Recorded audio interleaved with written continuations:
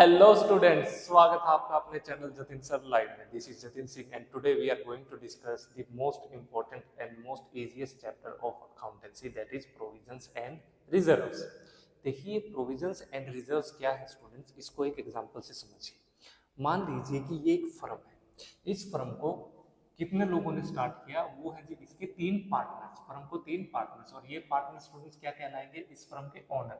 कौन से? एक है एक्स, एक है वाई और एक है जेड। अच्छी बात है।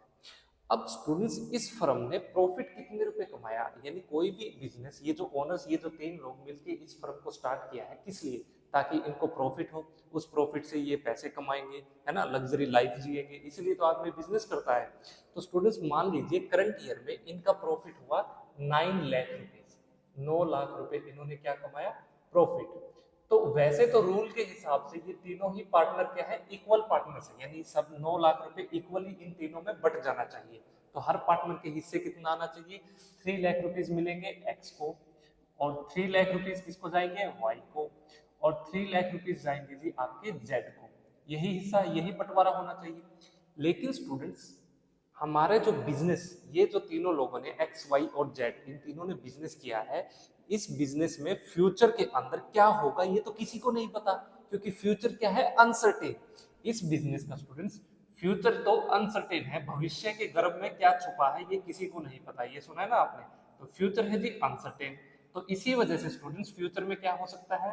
फ्यूचर में दो चीजें हो सकती है, या तो आपको कोई ना कोई लाइबिलिटी हो जाए, है ना, अनसर्टेन, जिसका आपको पता नहीं, या फिर क्या हो जाए, कुछ भी ऐसी इवेंट्स हो जाए जिसका आपको अभी तक कोई भी आइडिया नहीं है।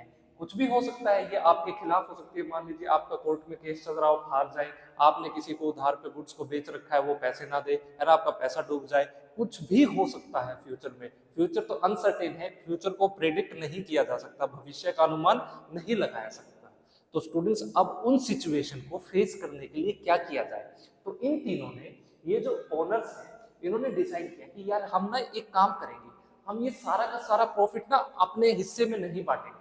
इसमें से कुछ हिस्सा ना हम फ्यूचर में जो भी अनसर्टेन इवेंट्स होने वाले हैं, या अनसर्टेन लाइबिलिटीज कुछ भी इनकर्ड हो सकती है, हम उसके लिए क्या रखते हैं? अलग से बचा के रख लेते हैं। तो स्टूडेंट्स, इन्होंने डिसाइड किया इस प्रॉफिट का 9 लाख रुपए में से ये क्या करेंगे? आपके 1,50,000 रुपीज किस लिए सेव करके रख लेंगे? ताकि ये मीट आउट कर सके फ्यूचर में होने वाले इन लाइबिलिटीज और इन इवेंट्स को, इनको मीट आउट कर सके। कुछ भी फ्यूचर में हो सकता है, तो उसके लिए कुछ ना कुछ पैसा तो होना ही चाहिए। आपके मदर, आपके फादर भी कुछ पैसा उनकी सैलरी में से हर महीने बचा के रखते ही है, कि क्या पता कब जरूरत पड़ जाए, है ना। तो इसलिए क्या करेंगे, ये जो हमारे ओनर्स है, इन्होंने भी अपने प्रॉफिट का कुछ हिस्सा बचा के रख लिया। तो 9 लाख रुपए में से स्टूडेंट्स 1,50,000 रुपीज तो इन्होंने, जो ये इन अनसर्टेन इवेंट्स और जो लाइबिलिटीज होने वाली थी भविष्य में, उसके लिए रख लिया। तो अब कितना पैसा बचा इनके पास? तो यहाँ स्टूडेंट्स अब जो रिमेनिंग अमाउंट है वो बची थी 7,50,000 रुपीज। तो इन तीनों के अंदर कितने रुपए बटेंगे? ये है 7,50,000 रुपीज। तो इसका क्या होगा स्टूडेंट्स? इनको हर किसी को 1/3 हिस्सा चला जाएगा। यानी 2,50,000 रुपीज किसके पास जाएंगे? एक्स के पास। 2,50,000 रुपीज किसके पास जाएंगे? वाई के पास। और 2,50,000 रुपीज किसके पास जाएंगे? जेड के पास। किसका? इस प्रॉफिट का। क्योंकि 1,50,000 रुपीज तो इन्होंने किसके लिए रख लिए? Uncertain events, uncertain liabilities, future की अनप्रेडिक्टेबल इवेंट्स के लिए। अब देखिए, ये जो 1.5 लाख रुपए स्टूडेंट्स इन्होंने रखे है ना अलग से, इसी 1,50,000 रुपीज को, ये जो पैसा इन्होंने बचा के रखा है, इसी को कहते हैं जी हम प्रोविजंस एंड रिजर्व्स। यही कहा जाएगा आपका प्रोविजंस, और दूसरा है जी आपका रिजर्व्स। अब पर्टिकुलर स्टूडेंट्स, कई बार बच्चे क्या समझते हैं कि ये प्रोविजंस और रिजर्व्स दोनों एक ही हैं। वो इन दोनों को क्या मान लेते हैं? एक ही मान लेते हैं, इंटरचेंजेबली इन वर्ड्स को यूज करते हैं। लेकिन इनमें बहुत बड़ा डिफरेंस है। लॉ के हिसाब से इनका मीनिंग, इनका डेफिनेशन अलग से डिटरमाइन किया गया है। तो चलिए अब हम समझते हैं कि आपका प्रोविजंस क्या है। पहले आप इसको नोट डाउन कीजिए। स्टूडेंट्स, चलिए अब डिस्कस करते हैं कि आपके प्रोविजंस किसे कहेंगे, आप पर्टिकुलरली इनका मीनिंग क्या है। देखिए, प्रोविजंस स्टूडेंट्स क्या है? वो अमाउंट है। आपको एग्जाम में कैसे लिखना है पहले आप नोट डाउन कीजिए, फिर मैं आपको समझाता हूँ क्या है। It is a amount that is set aside, that is set aside from the profits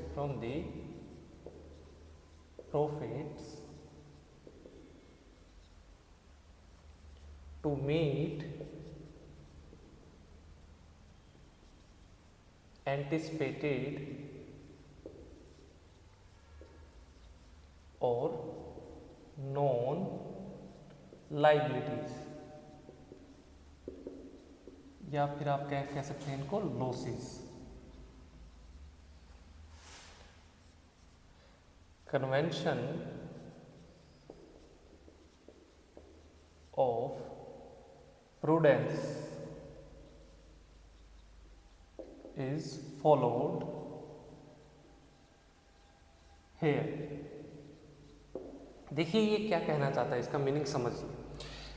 वो ऐसी घटनाएं स्टूडेंट्स जो कि आपको लग सकता है कि ये तो होंगी ही होंगी, यानी आपको पहले से ही क्या किया, आपने अनुमान लगा लिया, आपने पहले से ही अनुमान लगा लिया, आपको पता है कि हाँ यहाँ मेरा ये लाइबिलिटी तो मेरी इनकर्ड होगी होगी, मुझे ये लॉस तो होगा ही होगा, आपने पहले से उसका अनुमान लगा लिया, आपको पहले से नोन है, पता है। तो उन अमाउंट के लिए स्टूडेंट्स आप क्या करेंगे, अपने प्रॉफिट में से एक हिस्सा अलग से सेव करके रख लेंगे, और वो जो अमाउंट होगी स्टूडेंट्स उसको कहेंगे जी आप प्रोविजंस। पहली बात। दूसरी बात स्टूडेंट्स, इसके अंदर कन्वेंशन ऑफ प्रूडेंस फॉलो किया जाता है। देखिए कन्वेंशन ऑफ प्रूडेंस को हमने क्या पढ़ा, इसको आप कन्वेंशन ऑफ कंजर्वेटिज्म भी कहते हैं। आपको प्रूडेंस मिल जाए कहीं पे, या कन्वेंशन ऑफ कंजर्वेटिज्म, तो ये क्या है वो सीखिए स्टूडेंट्स। मान लीजिए कि आपका कोर्ट में क्या चल रहा है, केस चल रहा है, आपका किसी पार्टी के साथ कोर्ट के अंदर केस चल रहा है। तो स्टूडेंट्स उस कोर्ट केस के अंदर आप जीत भी सकते हैं और आप हार भी सकते हैं, कुछ भी हो सकता है, लेकिन आप क्या मानेंगे, क्योंकि आप यहाँ पे कन्वेंशन ऑफ कंजर्वेटिज्म को फॉलो कर रहे हैं, तो आप ये मानेंगे कि आपको क्या होगा, सिर्फ लॉस ही होगा, आप सिर्फ वो केस जरूर हारेंगे। और हारने के लिए स्टूडेंट्स आप क्या करेंगे, अलग से एक प्रोविजन बना लेंगे उस लॉस को एंटिसिपेट करते हुए, जिसको आप कहेंगे provision for pending law suit. Provision for pending law suit, यानी जो आपका केस चल रहा था, आपने उसके लिए पहले से ही क्या बनवा लिया कि प्रोविजन बना लिया कि यार मेरा ना केस है और मुझे लगता है मुझे इस पार्टी को, किसी पार्टी को 3 लाख रुपए देने थे, आपका डिस्प्यूट चल रहा है, आपको वो 3 लाख रुपए उससे मिल भी सकते हैं और आप उसको दे भी सकते हैं। अगर आपको 3 लाख रुपए मिल गए, 3 लाख रुपीज आपको मिल गए, तो आपका तो यहाँ प्रॉफिट हुआ। लेकिन आप क्या मानेंगे, आप ये मान के चलते हैं कि नहीं मुझे प्रॉफिट नहीं होगा, मैं तो वो केस हारूंगा ही हारूंगा, मेरा तो लॉस होगा ही होगा। आपने क्या एंटिसिपेट किया यहाँ पे, आपने ये एंटिसिपेट किया कि मुझे क्या होगा, लॉस होगा, और आपने उसके लिए क्या किया, अलग से एक प्रोविजन बनाया, कितने रुपए का, 3 लाख रुपीज का। किस लिए, ताकि आप क्या कर सके, अलग से अपने प्रॉफिट में से 3 लाख रुपए आपने निकाल के रख लिए और उसका आपने नाम दिया provision for pending law suit. उसी तरीके से स्टूडेंट्स मान लीजिए कि एक फर्म है, फर्म ने क्या किया कि अपने किसी कस्टमर को गुड्स क्या की, उधार पे बेच दी। ये था आपका एग्जाम्पल नंबर 1। सेकेंड एग्जाम्पल में कस्टमर को क्या किया, आपने क्रेडिट सेल किया, उधार पे गुड्स बेच दी, और वो गुड्स कितने रुपए की है, मान लीजिए कि आपने इस कस्टमर को जो गुड्स बेची हैं वो है जी आपकी 50,000 रुपये की, ₹50,000 रुपीज़ की। अब ये कस्टमर कहता है कि मैं आपको अगले महीने 50,000 रुपये दे जाऊंगा। अब नेक्स्ट मंथ आपको लगता है कि ये कस्टमर 50,000 रुपीज़ मेरे नहीं दे के जाएगा, ये पैसा तो मेरा डूबना ही डूबना है।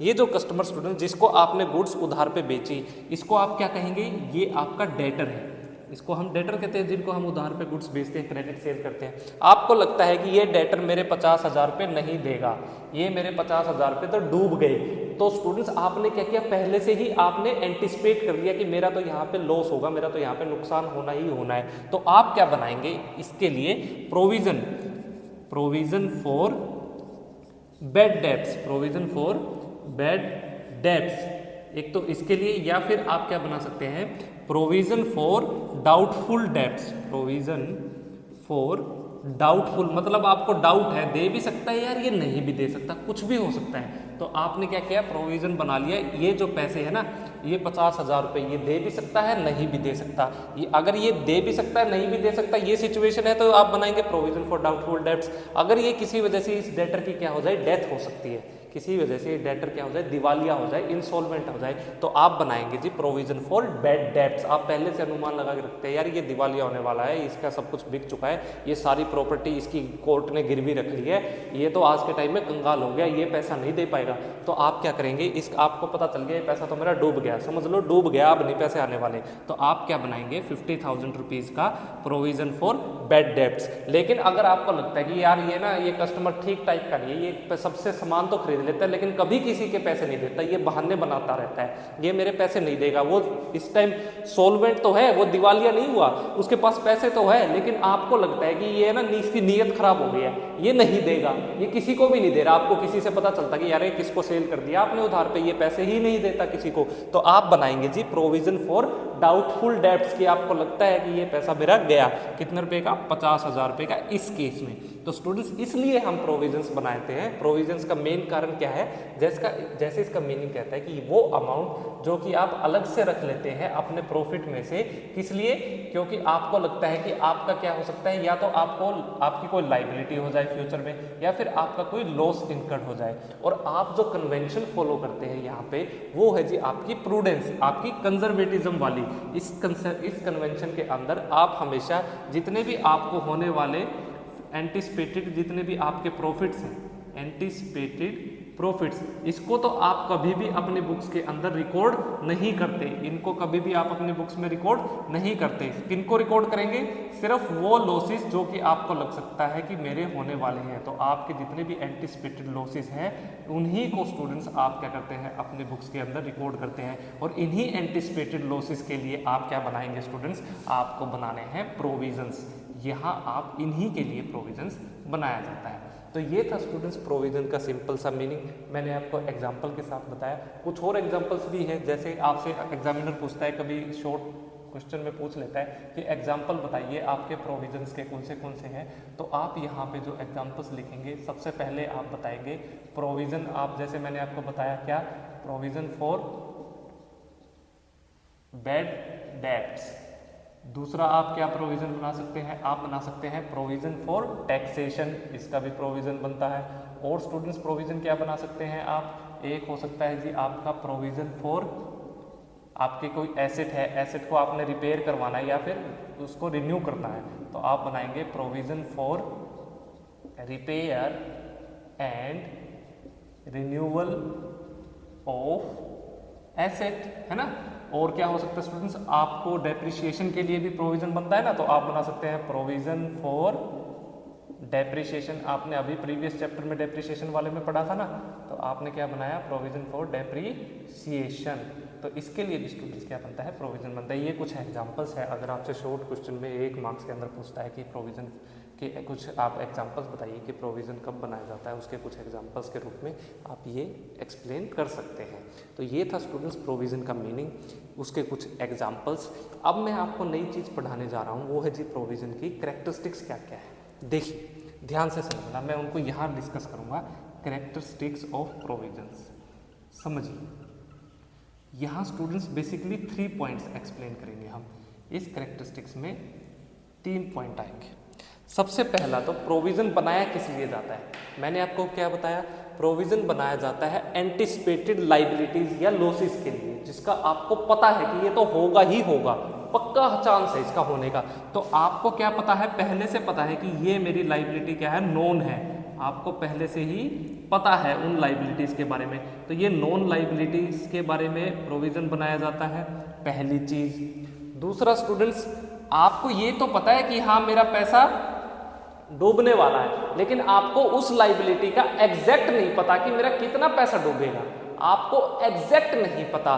तो यहाँ पे अमाउंट क्या है, amount can not determined with full accuracy, यानी पूरा कितना एग्जैक्ट कितना आपका लॉस हो सकता है ये आपको अभी तक नहीं पता। आपको पता है कि यार 50,000 रुपये ना मेरे ये डूब सकते हैं, ये डेटर शायद ना दे 50,000 रुपये, क्या पता वो 10,000 रुपये दे जाए, 40,000 डूब जाए, क्या पता वो आधे पैसे दे जाए, आधे पैसे आपके डूब जाए, आधे पैसे मना कर दे देने से। तो एग्जैक्ट नहीं पता। हाँ आपको ये पता है कि यार ये नहीं देगा, कितने नहीं देगा ये नहीं पता बस आपको। उसके बाद स्टूडेंट्स तीसरी चीज़, ये बहुत इंपॉर्टेंट है, प्रोविजंस क्या है? It is a charge against profits. It is a charge against profits. ये क्या है? इस पॉइंट को थोड़ा ध्यान से समझना है। ये मैंने क्या बताया है, देखिए, जिस साल स्टूडेंट्स, जिस भी साल में आपने क्या किया, प्रोविजंस बनाए, प्रोविजंस को क्रिएट किया। किस में से प्रोविजन क्रिएट करेंगे? आपके प्रॉफिट्स, जितना भी आपका प्रॉफिट है उसमें से आप क्या करेंगे, प्रोविजन को क्रिएट कर देंगे। तो जिस साल भी स्टूडेंट्स आप अपने प्रॉफिट्स में से प्रोविजन को क्रिएट करेंगे, प्रोविजन बना देंगे, तो उस साल के प्रॉफिट्स क्या हो जाएंगे, आपके डिक्रीज हो जाएंगे। तो स्टूडेंट्स इसलिए हम प्रोविजंस को क्या कहते हैं, चार्ज कहते हैं। It is a charge against the profits. इसलिए इसका वर्ड हम यूज किया जाता है कि जिस भी साल में आपने प्रोविजन बनाए उसी साल आपके प्रॉफिट्स क्या हो जाएंगे, डिक्रीज हो जाएंगे। बस ये इसका कैरेक्टरिस्टिक्स का थर्ड पॉइंट है। तो आपने मीनिंग समझा, आपने कैरेक्टरिस्टिक्स समझा, आपने कुछ एग्जांपल्स को भी समझ लिया प्रोविजन के।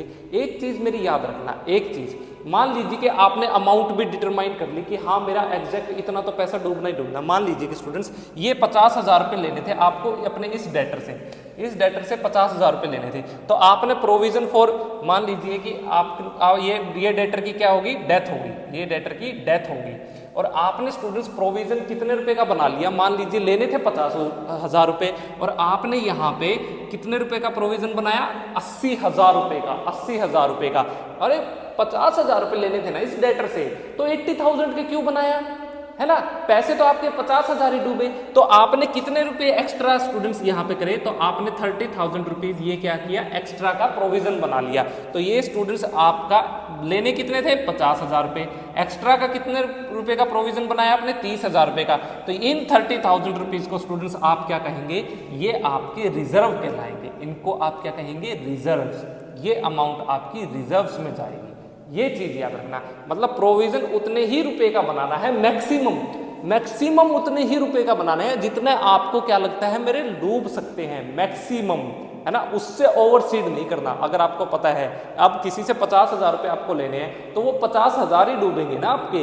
यूँ थोड़ी आपके 2 लाख 3 लाख 5 लाख रुपए डूब जाएंगे, आपका मन मर्जी का चलेगा, उसके नाम पे कितना ही प्रोविजन बना दो। नहीं, अगर आप एक्स्ट्रा अमाउंट का बनाते हैं तो वो क्या कहलाएंगे, आपके रिजर्व्स कहलाएंगे। ये बेसिक सा डिफरेंस है स्टूडेंट्स आपके प्रोविजंस में और आपके रिजर्व्स में। दूसरी चीज स्टूडेंट्स, अब मैं आपको समझाऊंगा कि इसकी इंपॉर्टेंस क्या क्या है प्रोविजंस की। पहले आप इसको नोट डाउन कीजिए, फिर हम इंपॉर्टेंस को डिस्कस करेंगे।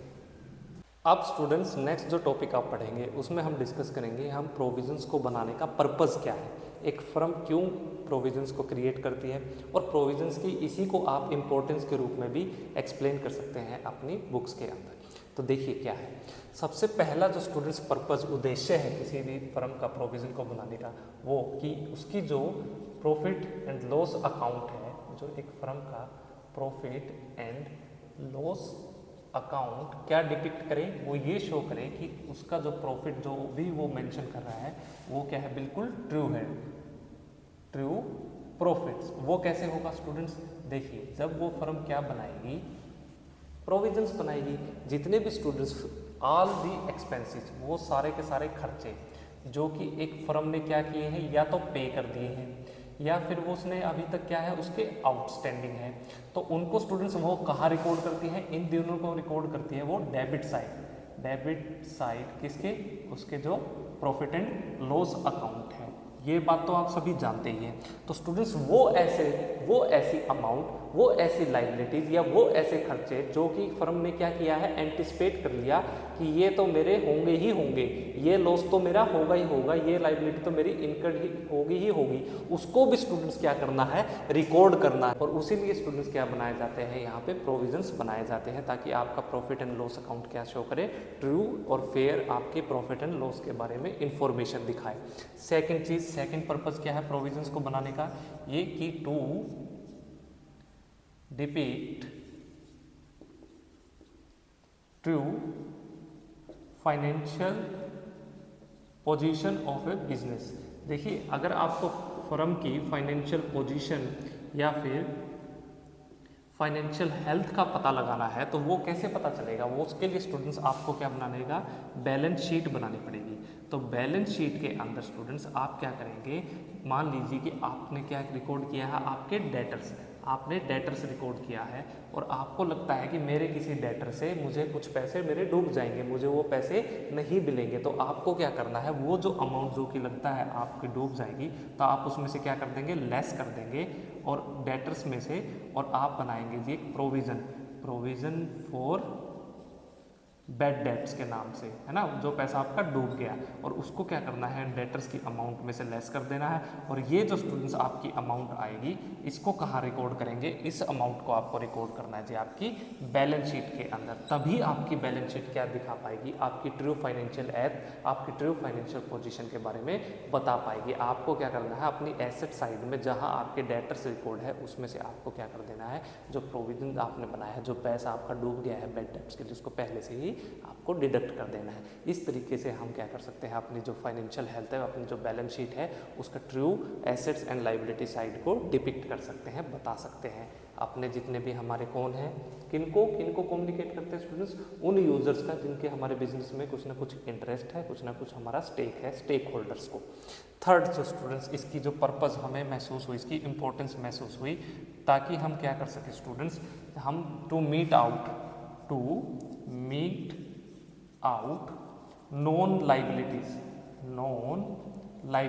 कौन सी नॉन लाइबिलिटीज स्टूडेंट्स, आपको क्या लगता है कि आपने कोर्ट में केस कर दिया और आपको लगता है कि यार ये केस तो मैं हार जाऊंगा, ये तो मेरा लाजमी है, इसको तो मेरा हारना ही हारना, आपको पहले से ये पता है। वो कोर्ट केस कितने साल सकता है, 3 साल, 4 साल, 5 साल, 7 साल, कभी भी उसके ऊपर फैसला आ सकता है। तो आप क्या करेंगे, पहले से ही एक प्रोविज़न बना देंगे, provision for pending law suit के नाम से, है ना।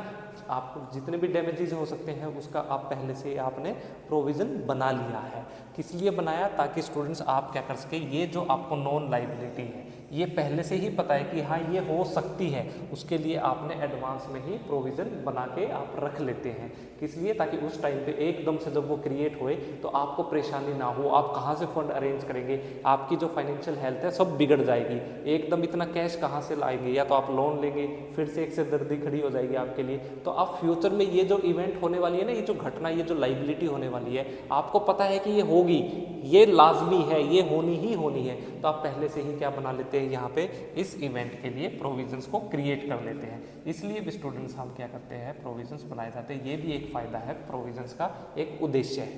लास्ट स्टूडेंट्स आप प्रोविज़न बनाते हैं ताकि आप क्या कर सके, इक्विटेबल डिस्ट्रीब्यूट कर सके आपके जितने भी एक्सपेंशन है, जितने भी एक्सपेंसेस है, तो इक्विटेबल डिस्ट्रीब्यूशन ऑफ एक्सपेंसेस। देखिए ये क्या कहना चाहता है, इस पॉइंट को थोड़ा ध्यान से समझना।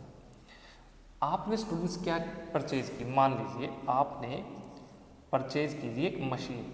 अब कोई भी मशीन है स्टूडेंट्स, उसको रिपेयर तो करवाना पड़ेगा ही पड़ेगा। आपको क्या लगता है कि अगर मैं इस मशीन को रिपेयर करवाता हूँ तो रिपेयर पे टोटल कितना खर्चा आ सकता है, आपको लगता है ये मशीन की पहले तो लाइफ कितनी है, लाइफ आपको लगता है कि मशीन 10 साल चलेगी, 10 ईयर्स चलेगी, तो 10 साल में स्टूडेंट्स आपको लगता है कि रिपेयर करवाने में मेरा खर्चा आ जाएगा 20,000 रुपये, 20,000 रुपीज़ मेरा खर्चा आ सकता है, इतने तो रिपेयर पे पैसे लगेंगे ही लगेंगे। तो आप क्या करेंगे, इन 20,000 का स्टूडेंट्स प्रोविज़न बनाएंगे इस तरीके से, प्रोविज़न फॉर रिपेयर्स के नाम से, प्रोविज़न फॉर रिपेयर्स। ठीक है, आपने इस मशीन का प्रोविज़न बनवा लिया, इसका रिपेयर्स का कितने रुपए का, 20,000 रुपये का। तो अब देखो ये कितने साल के लिए है, 10 ईयर्स के लिए, ये जो खर्चा आना है ना 20,000 रुपये, तो 10 साल में आएगा, है ना, 10 साल लगेंगे, हर साल क्या पता कितना रिपेयर में कितना खर्चा जाए। तो आपको क्या करना है, यहाँ पे इक्वल, आपको तो बराबर आपके जो एक्सपेंसेस हैं उसको इक्वली बिल्कुल आपको क्या करना है, अपनी प्रॉफिट एंड लॉस अकाउंट में रिकॉर्ड करना है। तो उसके लिए आप क्या करेंगे, हर साल आपका जो प्रॉफिट एंड लॉस अकाउंट होगा उसमें फर्स्ट ईयर के अंदर आप कितने रिकॉर्ड कर देंगे, आपको इसको डिवाइड करना है जी 10 से। तो आप क्या करेंगे, 2,000 रुपये पहले साल कितना एक्सपेंस के रूप में दिखाएंगे, डेबिट साइड 2,000, फिर सेकंड ईयर फिर कितने रुपए दिखाएंगे आप इसके एक्सपेंस के रूप में, फिर से 2,000। ऐसे तरीके से स्टूडेंट्स आपको क्या करना है, पूरे 10 ईयर तक इक्वली क्या करना है, प्रॉफिट एंड लॉस अकाउंट में हर साल का जितना भी आपने क्या किया है, प्रोविज़न बनाया है, रिपेयर्स पे पैसा जा सकता है, उसमें से क्या करना है, 2,000 रुपये प्रॉफिट एंड लॉस अकाउंट के अंदर आपको रिकॉर्ड कर देने हैं। यहाँ तो ये होंगे डेबिट, और प्रोविज़न फॉर रिपेयर्स में इतने ही अमाउंट से आप प्रोविज़न फॉर रिपेयर्स को क्या कर देंगे, अकाउंट को आप क्या कर देंगे, क्रेडिट कर देंगे। ये आप लेजर में सीख चुके हैं, डेबिट एंड क्रेडिट क्या है, इसकी जर्नल एंट्रीज भी आपको पता है, अब तक आप महारत हासिल कर चुके हैं। ये मैं आपसे पहले से ही मैं ऐसे मान के चल रहा हूँ, ठीक है जी। ये स्टूडेंट्स मेन रीज़न थे जब हम क्या बनाते हैं, प्रोविजंस बनाते हैं। तो प्रोविजंस को बनाने का पर्पज़ क्या है, उसके फ़ायदे क्या है, उसके इंपॉर्टेंस क्या है, उसकी एडवांटेजेस क्या है, अगर आपसे एग्जाम में पूछता है तो आप इन 4 पॉइंट्स को क्या करना, एक्सप्लेन कर देना। चलिए आप इसको नोट डाउन कीजिए, फिर मैं आपको बताऊँगा कि आपके रिजर्व्स क्या है, रिजर्व्स का मीनिंग क्या है, हम रिजर्व्स को डिस्कस करेंगे। स्टूडेंट्स, आपने प्रोविज़न को तो समझ लिया कि प्रोविज़न क्रिएट किया जाता है उन इवेंट्स के लिए, उन अनसर्टेनिटीज़ के लिए, वो एंटिसिपेटेड लॉसेज और लाइबिलिटीज़ के लिए जिसका क्या है आपको पहले से ही पता है, वो क्या है पहले से ही नोन है। लेकिन वो इवेंट्स, वो लाइबिलिटीज़, वो अनसर्टेनिटीज़ भविष्य में होने वाली, फ्यूचर में होने वाली, जिसका आपको कोई भी आइडिया नहीं है, उनके लिए स्टूडेंट्स प्रॉफिट में से जो हिस्सा आप अलग से क्या रखते हैं, निकाल के रख लेते हैं, उसको कहते हैं जी हम क्या, रिजर्व्स। तो रिजर्व्स का मीनिंग आप कैसे लिखेंगे अपने एग्जाम में, आपको लिखना है it is an amount, it is an amount that is set aside, जो कि पहले से ही हम क्या कर सकते हैं, अलग say that is set aside कर लेते हैं फ्रॉम दी नेट प्रॉफिट्स, याद रखना मेरा ये word, from the net profits और सरप्लस, और the surplus of a firm की, किस लिए, ताकि वो क्या कर सके, to meet out its future uncertainties. Future क्या है स्टूडेंट्स, अनसर्टेन है, भविष्य में क्या होगा किसी को नहीं पता। तो वो जो अनसर्टेनिटी वाली सिचुएशन है स्टूडेंट्स, उसके लिए कुछ ना कुछ तो आपके पास अमाउंट होनी ही चाहिए। फ्यूचर अनप्रेडिक्टेबल है, भविष्य में कुछ भी हो सकता है, कोई भी ऐसी घटना हो सकती है, कोई भी ऐसी सिचुएशन अराइज हो सकती है, कोई भी ऐसी लाइबिलिटी इनकर्ड हो सकती है जिसको आपका दूर दूर तक आपको जिसका आइडिया नहीं है। तो उसके लिए आपको पहले से ही कुछ ना कुछ प्रॉफिट में से एक हिस्सा हम अलग से निकाल के रख लेते हैं, और उस अमाउंट को जो कि हमने अलग से प्रॉफिट में से, प्रॉफिट का मेरा मतलब यहाँ पे नेट प्रॉफिट है, नेट प्रॉफिट, या फिर आपके पास कोई ऐसा सरप्लस पहले से अमाउंट बची है, उसमें से आप अलग से एक हिस्सा रखेंगे और उस हिस्से को हम कहते हैं जी यहाँ पे रिजर्व्स। फॉर एग्जाम्पल रिजर्व्स क्यों बनाए जाते हैं, मैंने आपको बताया यहाँ पे फ्यूचर की अनसर्टेनिटीज, जैसे कि आपने कहीं पे इन्वेस्ट कर रखी है, मान लीजिए कि आपने स्टॉक मार्केट में पैसा लगा रखा था और अचानक से स्टॉक मार्केट क्या हो जाए, क्रैश हो जाए, स्टॉक मार्केट गिर जाए, तो आपका पैसा तो डूब गया है ना। तो कुछ भी हो सकता है आपके पैसे के साथ, इन्वेस्टमेंट के साथ, तो कोई पक्का तो नहीं है।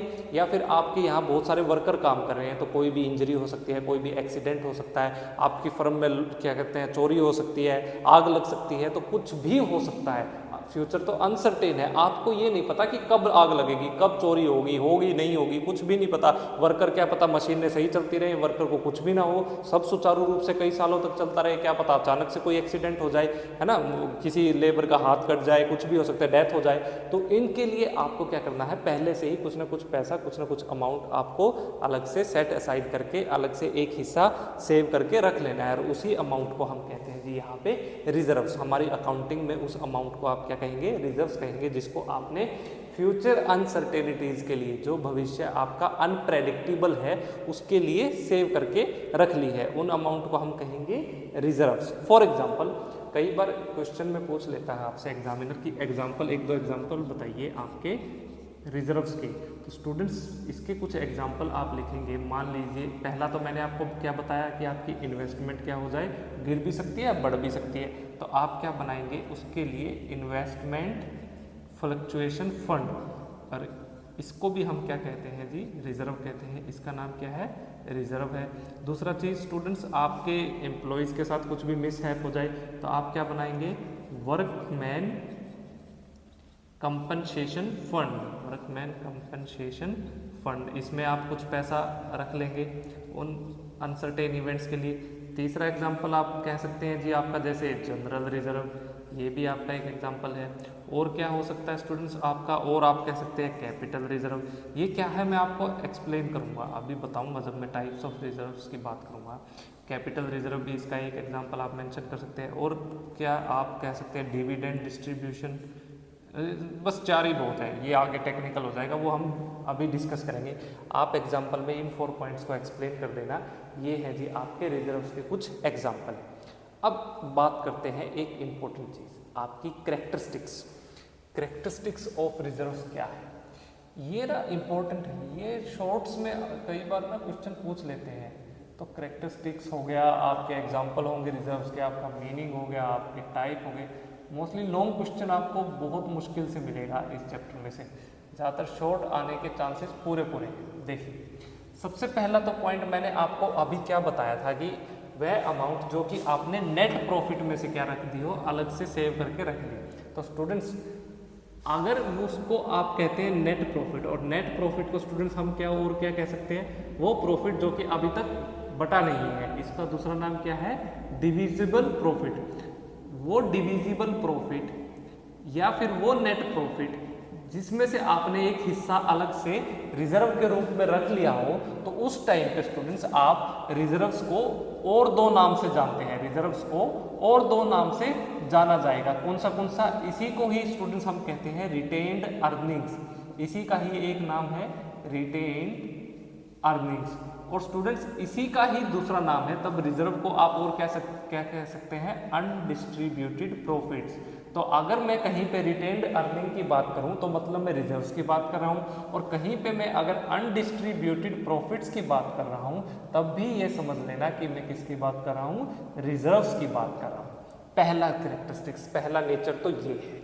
दूसरी बात स्टूडेंट्स, रिजर्व्स क्या है, नॉट मैंडेटरी बाय लॉ, कानून नहीं कहता कि आप रिजर्व को बनाए ही बनाए, it is not mandatory by law. हालांकि प्रोविजंस तो आपको कानूनी बनाने होंगे, कंपनीज एक्ट 2013 में प्रोविजन की डेफिनेशन भी आपको एक्सप्लेन की गई है, और आपको ये भी बताया गया कि कब कब आपको प्रोविजन बनाना है, यानी कानूनी मैंडेटरी है वो आपके लिए बनाना। रिजर्व कानून के हिसाब से बनाए ना बनाए मर्जी आपकी, तो ये क्या है स्टूडेंट्स, आपके लिए वॉलंटरी है, आपकी फर्म की मर्जी है, वो चाहे तो बनाए, वो चाहे तो ना बनाए। दूसरी चीज, तीसरी students, reserves are not created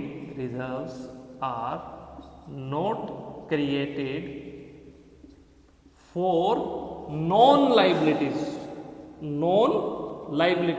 यानी वो इवेंट्स, वो लाइबिलिटीज जिसका आपको पता है कि ये तो मेरी होगी ही होगी, उसके लिए नहीं बनाया जाता। नॉन लाइबिलिटी के लिए आप क्या बनाते हैं, इसके लिए स्टूडेंट्स हम बनाते हैं जी प्रोविजंस बनाया जाता है। ये तो अननोन के लिए बनाया जाता है, जिसका कोई आइडिया ही नहीं, जिसका आपको दूर दूर तक कोई आपको आइडिया, आपको सोच ही नहीं सकते कि यार ऐसा भी हो सकता है क्या, यार ये क्या हो गया।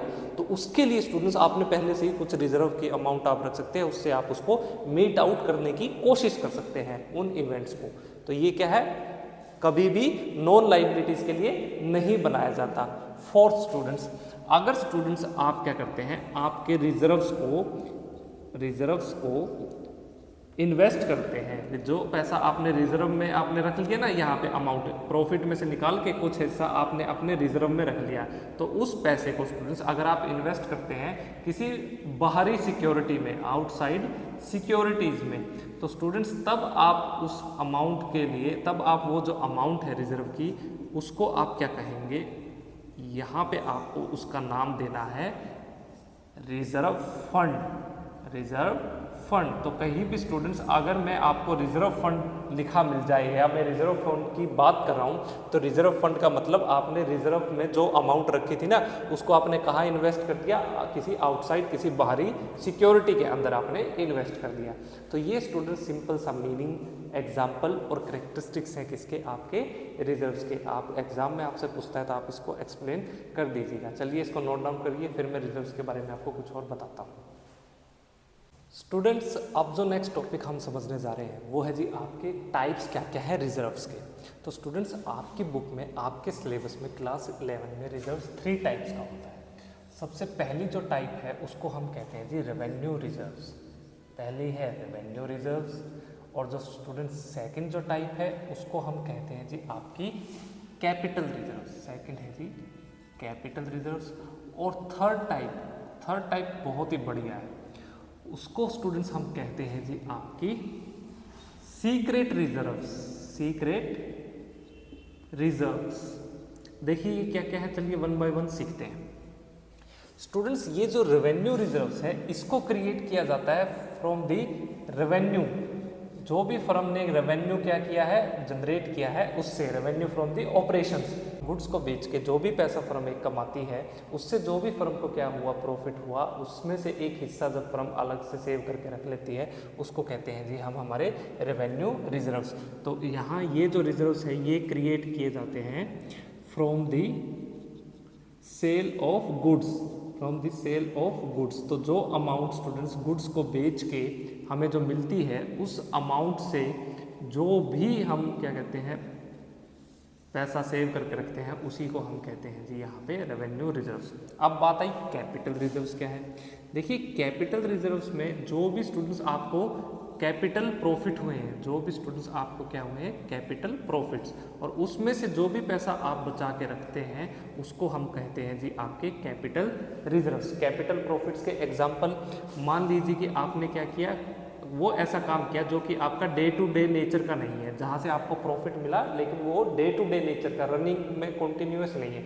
मान लीजिए आप अपने किसी एसेट को बेच दें, तो एसेट को बेचने पे स्टूडेंट्स आपको जो भी प्रॉफिट हुआ, तो profit on sale of assets, तो यहाँ पे ये किसका एग्जाम्पल है, आपका कैपिटल प्रॉफिट्स का। तो इसमें से अगर कोई आप अमाउंट, इस प्रॉफिट में से आप कोई अमाउंट अलग से रख लेते हैं सेट असाइड करके, तो उस अमाउंट को ही हम क्या कहेंगे, यहाँ पे आपकी कैपिटल रिजर्व कहेंगे। एक होता है स्टूडेंट्स आपका सीक्रेट रिजर्व्स, एक होता है आपका सीक्रेट रिजर्व्स। ये देखो, ये जो सीक्रेट रिजर्व है ना, ये कभी भी कहाँ नहीं शो किया जाएगा, ये आपकी बैलेंस शीट के अंदर कभी भी शो नहीं किया जाएगा। बैलेंस शीट में आपको कहीं भी दिखाई नहीं देगा कि आपका कोई सीक्रेट रिजर्व भी है, ये बात आपको याद रखनी है। यहाँ पे स्टूडेंट्स इस रिजर्व को बनाने के लिए ना, जितने भी अनएथिकल काम है, मतलब वो ऐसे काम जो कि एक बिजनेस को नहीं करने चाहिए, बिजनेस इसके लिए क्या क्या करता है इन रिजर्व्स को क्रिएट करने के लिए। स्टूडेंट्स सबसे पहले जितने भी उनके एसेट्स हैं, अपनी बुक के अंदर क्या शो करेगा, उनको अंडर वैल्यूड शो करेगा, है ना। और वो क्या करेगा, जितने भी स्टूडेंट्स उसके लाइबिलिटीज़ हैं, लाइबिलिटीज़ को हमेशा क्या शो करेगा, बढ़ा चढ़ा के दिखाएगा, ओवर वैल्यूड शो करेगा।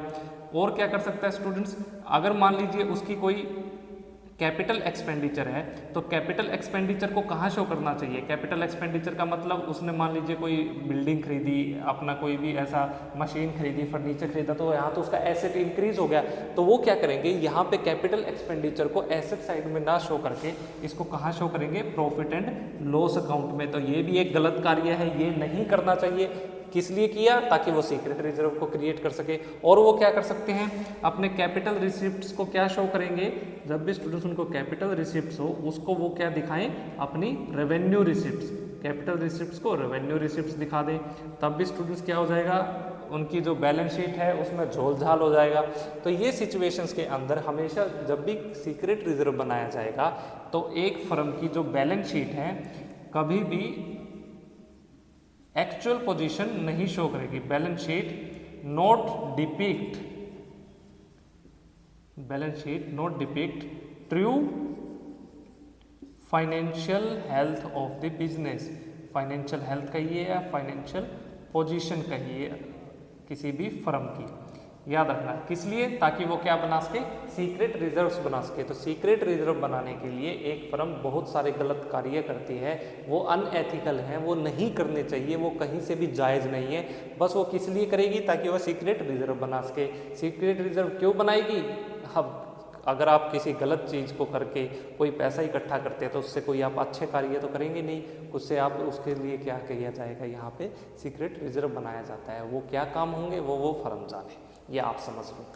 अब देखिए, अब बात आते हैं हम दोबारा से हमारे रेवेन्यू रिजर्व्स और हमारे कैपिटल रिजर्व्स।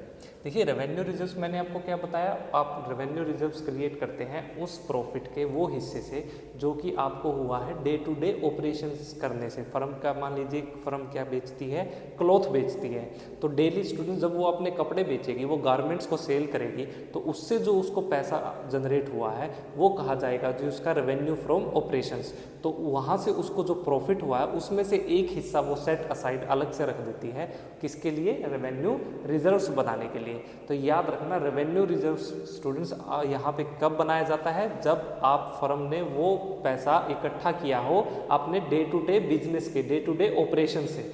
और कैपिटल रिजर्व्स क्रिएट किया जाता है उस पैसे से जो कि फर्म को हुआ है वो ऐसी चीज करने से जो कि वो डे टू डे नहीं करती। जैसे कि फर्म अपनी बिल्डिंग बेच दे, अपनी कोई एक मशीन बेच दे, है ना, फर्म के पास कोई लैंड है उसको बेच दे, फर्म क्या करे कोई प्लांट बेच दे, फर्म फर्नीचर बेच दे। ये सब क्या है स्टूडेंट्स, एसेट्स हैं। ये डे टू डे की चीज़ नहीं है। फर्म डेली कोई अपना एसेट नहीं बेचती, फर्म डेली अपनी बिल्डिंग नहीं बेचती, फर्म डेली अपना फर्नीचर नहीं बेचती।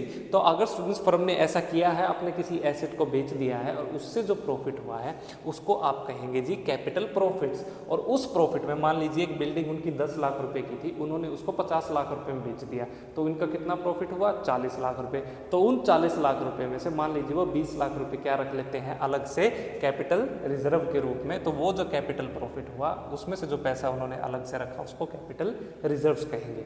अब एक और इम्पोर्टेंट चीज़ आपको ध्यान रखनी है स्टूडेंट्स, आपके जो रेवेन्यू रिजर्व्स मैंने ये बताए ना, ये स्टूडेंट्स 2 टाइप्स के होते हैं। रेवेन्यू रिजर्व्स कितने टाइप्स के होते हैं, 2 टाइप्स के। कौन से ध्यान से समझना। एक तो होता है स्टूडेंट्स आपका जनरल रिजर्व, एक जो इसका एग्जाम्पल है उसको हम कहेंगे जी यहाँ पे जनरल रिजर्व्स। और जो स्टूडेंट्स सेकंड जो टाइप है आपके रेवेन्यू रिजर्व्स की, इसको हम कहते हैं जी आपकी स्पेसिफिक रिजर्व्स। देखिए याद रखना स्टूडेंट्स, रेवेन्यू रिजर्व्स बनाए जाते हैं आपके रेवेन्यू फ्रॉम ऑपरेशंस में से, और ये 2 टाइप्स के हैं, एक होते हैं जनरल रिजर्व और एक होते हैं आपके स्पेसिफिक रिजर्व। और स्टूडेंट जनरल रिजर्व्स को हम कहते हैं फ्री रिजर्व्स। जनरल रिजर्व्स को हम क्या कहते हैं, फ्री रिजर्व्स भी कहते हैं। मतलब कुछ भी ऐसी कंटिजेंसी, कुछ भी भविष्य में अनसर्टेन इवेंट्स, कुछ भी ऐसे अनसर्टेन फ्यूचर के अंदर होने वाले ऐसे इवेंट्स या कुछ ऐसी अनसर्टेनिटीज़ जिसका आपको दूर दूर तक कोई भी ऐप ना हो, कोई भी आपको आइडिया ना हो, तो उसके लिए स्टूडेंट जो पैसा रखा जाता है उसको हम कहते हैं जनरल रिजर्व्स। इसलिए इसका दूसरा नाम क्या है, फ्री रिजर्व्स। और स्टूडेंट्स एक बात बहुत इंपॉर्टेंट है, बहुत फेमस है कि जनरल रिजर्व्स का स्टूडेंट जब भी मीनिंग आपको पूछा जाए तो आप कहेंगे part of profit, part of profit set aside, जो कि आपने अलग से सेव करके रख लिया किसके लिए, फॉर ए रेनी डे। याद रखना मैं क्या बोल रहा हूँ, रेनी डे। रेनी डे का मतलब स्टूडेंट्स यहाँ पे बारिश वाला दिन नहीं, आंधी तूफान जलजला। आपके बिजनेस में स्टूडेंट्स कोई ऐसा दिन आएगा जिस दिन सब कुछ तहस नहस हो जाएगा, सब कुछ बर्बाद हो जाएगा, आपकी फर्म डूबने लगेगी, आपके एम्प्लॉइज आपको छोड़ के भागेंगे, आपके जितने भी लोगों ने आपको कर्ज दिया है वो आपके सिर पे खड़े हो जाएंगे, मुझे मेरा पैसा दो, मुझे मेरा पैसा दो। आपको जिनसे पैसा लेना है वो आपको पैसा देने से बंद कर देंगे। तो इस दिन को हम रेनी डे कहते हैं, एक जलजला आएगा स्टूडेंट्स। उस दिन के लिए स्टूडेंट्स आप जो पैसा बचा के रखते हैं उस रिजर्व को कहते हैं जी हम यहाँ पे क्या, जनरल रिजर्व्स। और आप क्या कह सकते हैं इसको, फ्री रिजर्व्स, और या फिर आप इसको कंटिजेंसी रिजर्व्स भी कह सकते हैं। दूसरा है स्टूडेंट्स आपका एग्जांपल फ्री रिजर्व, इसका रेवेन्यू रिजर्व्स का, वो है जी स्पेसिफिक रिजर्व्स। ये क्रिएट किए जाते हैं स्टूडेंट्स कुछ ऐसे स्पेसिफिक इवेंट्स के लिए जो कि हो सकते हैं। जैसे मैंने आपको शुरू में बताया था, आपके वर्कर घायल हो सकते हैं, कुछ ना कुछ डैमेज हो सकता है, कुछ भी हो सकता है जो मशीन को ऑपरेट कर रहे हैं, तो उसके लिए आप क्या बनाते हैं, वर्कमैन कंपनसेशन फंड बनाया। आपकी इन्वेस्टमेंट स्टूडेंट्स फ्लक्चुएट होती रहती है, इन्वेस्टमेंट गिर सकती है, इन्वेस्टमेंट शेयर मार्केट डूब सकती है, आपका पैसा डूब सकता है, तो आपने क्या बनाया यहाँ पे, इन्वेस्टमेंट फ्लक्चुएशन फंड बनाया। तो ये किसके एग्जांपल है, आपके स्पेसिफिक रिजर्व्स के। मैं यहाँ लिख देता हूँ इनको आपके रिमाइंड के लिए। जैसे कि आपने बनाया वर्कमैन कंपनसेशन फंड, तो ये किसका एग्जांपल है स्टूडेंट्स, आपका ये है जी आपका स्पेसिफिक रिजर्व का। तो ये आपको ध्यान रखना है स्टूडेंट्स जब भी मैं बात कर रहा हूँ रेवेन्यू रिजर्व्स में। तो अगर मैं कहता हूँ वर्कमैन के लिए बनाया गया, मैंने स्पेसिफिक उद्देश्य के लिए बनाया गया है, तो ये आएगा जी वर्कमैन कंपनसेशन फंड में, जहाँ वर्कमैन आपके जो लेबर है, आपके एम्प्लॉयज़, उनके साथ कुछ भी मिसहैप हो जाए, कुछ भी ऐसा डैमेज हो जाए, तो आप पहले से एक फंड तैयार करके रखते हैं। अगर मैं कहता हूँ जी कुछ ऐसा दिन आए हमारे बिजनेस में, यार कोई टाइम अच्छा हो सकता है, टाइम खराब भी चल सकता है, तो बुरे टाइम के लिए कुछ पैसा ना बचा के रखना चाहिए। बड़े बूढ़े कहते हैं वो जो बुरे टाइम के लिए स्टूडेंट जो आपने पैसा बचा के रखा ना, उसको ही आप क्या कहेंगे, जनरल रिजर्व कहेंगे। जैसे कि आपके पापा क्या कहते हैं, अपनी सैलरी में से कुछ पैसा बचा के रख लेते हैं, क्या पता भविष्य में क्या हो जाए, कब क्या जरूरत पड़ जाए। ठीक, तो उसी तरीके से बिजनेस के अंदर भी भविष्य में क्या पता क्या हो जाए।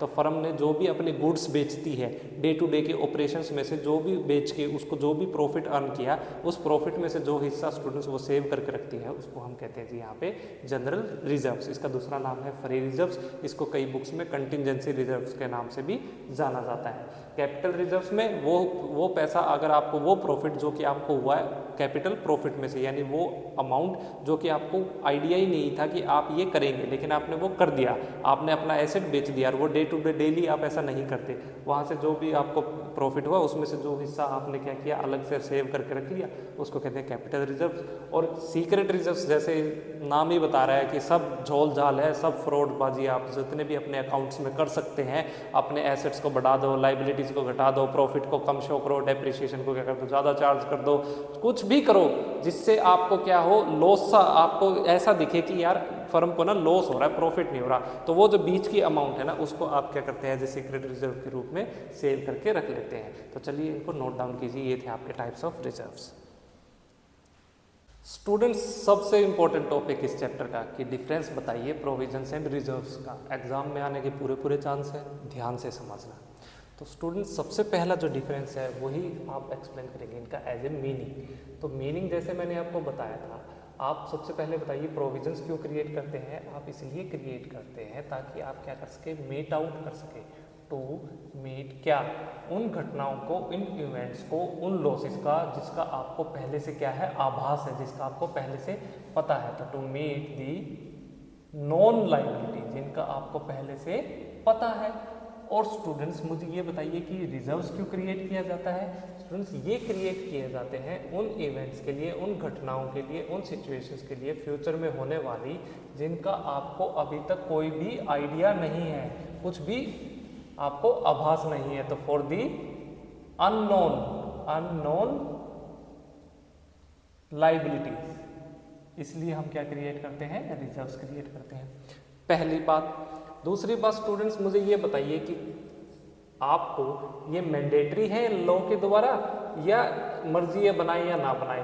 तो प्रोविजन स्टूडेंट्स क्या है, मैंडेटरी है। It is mandatory by the law. जो आपका कंपनीज एक्ट 2013 है, उसमें स्टूडेंट्स डेफिनेशन भी एक्सप्लेन की गई है, बताया भी गया है कि कब आपको प्रोविजन बनाने हैं, किस सिचुएशन में बनाने हैं, कैसे आपको उसका ट्रीटमेंट करना है, ये सारी चीज़ एक्सप्लेन की गई है लॉ के द्वारा, कानून के द्वारा। हालांकि रिजर्व्स क्या है, मर्जी है, बनाए तो बनाए, ना बनाए तो ना बनाए। तो आप क्या लिखेंगे, इट इज़ वॉलंटरी। एक फर्म की मर्जी है, उसको लगता है कि भविष्य में जरूरत पड़ सकती है तो वो बना ले, उसको लगता है सब चंगा सी तो रहने दो, फिर क्या जरूरत है बनाने की। ये तीसरा स्टूडेंट्स आपका डिफरेंस का जो पॉइंट रहेगा वो रहेगा जी आपका प्रॉफिट का। याद रखना स्टूडेंट्स, यहाँ पे जो प्रोविजंस है वो क्या है आपके, it is a charge against the profit. यानी जिस साल स्टूडेंट्स आपने ये प्रोविज़न क्रिएट कर दिए अपने प्रॉफिट की अमाउंट में से, उस साल के आपके प्रॉफिट क्या हो जाएंगे, डिक्रीज हो जाएंगे, घट जाएंगे। जबकि ये क्या है, प्रोविजंस आपके हैं appropriation of A profit. It is an appropriation of A profit. आपको ये बात बहुत ध्यान रखनी है, बहुत ज़रूरी है आपके लिए। अब स्टूडेंट्स, ऑब्जेक्टिव क्या है बनाने का, उद्देश्य क्या है, इसका पर्पज़ क्या है इनको बनाने का। तो स्टूडेंट्स, आपके जो प्रोविजंस बनाए जाते हैं किस लिए, ताकि आप क्या कर सके, टू मीट आउट आपके एंटिसिपेटेड लॉसेस। यानी वो घटनाएं जिसका आपको पहले से ही क्या पता है कि मेरा तो लॉस होगा ही होगा, ये पैसा तो डूबेगा ही डूबेगा, ये डेटर मुझे पैसे नहीं देगा, ये कोर्ट का केस में ज़रूर हारूंगा।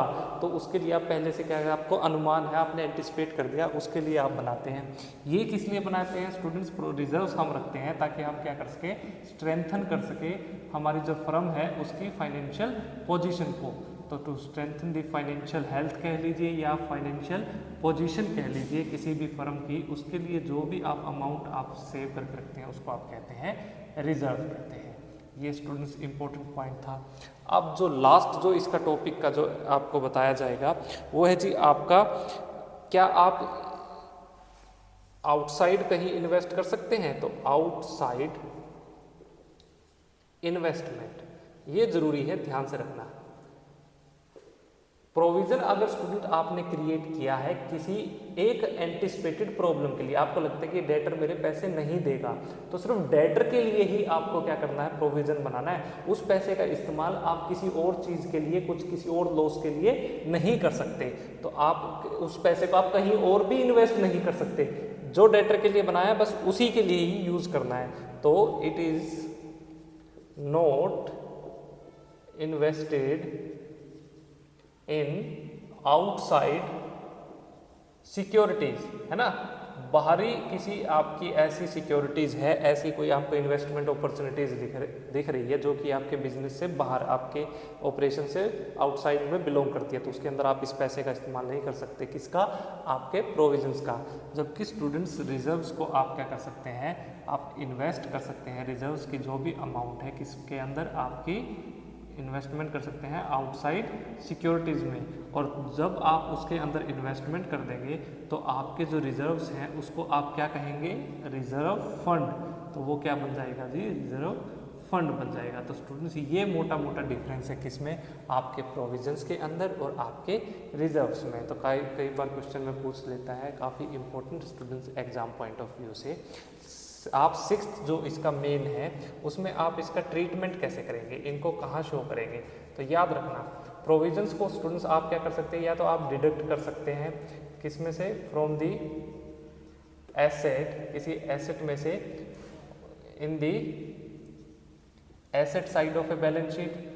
आपकी एसेट साइड है बैलेंस शीट के अंदर, उसके अंदर आपका जो एसेट है, मान लीजिए आपके डेटर्स है, डेटर्स में से प्रोविजन आपने बना दिया आपका बैड डेब्ट्स का, तो उसमें से आप क्या कहते हैं, डिडक्ट कर देंगे। या फिर आप क्या करेंगे, शोन एज सेपरेटली, आप अलग से इनको दिखाएंगे किसमें, इन दी लाइबिलिटी साइड। आप अपने लाइबिलिटी साइड में इनको अलग से भी शो कर सकते हैं। हालांकि स्टूडेंट्स ये जो आपके रिजर्व्स हैं ये क्या होंगे, ऑलवेज आप हमेशा इनको शो करेंगे किसमें, show on the liability side. Liability side के अंदर आप दिखाएंगे under the heading of, under the heading of, कौन सी हेडिंग स्टूडेंट्स याद रखना,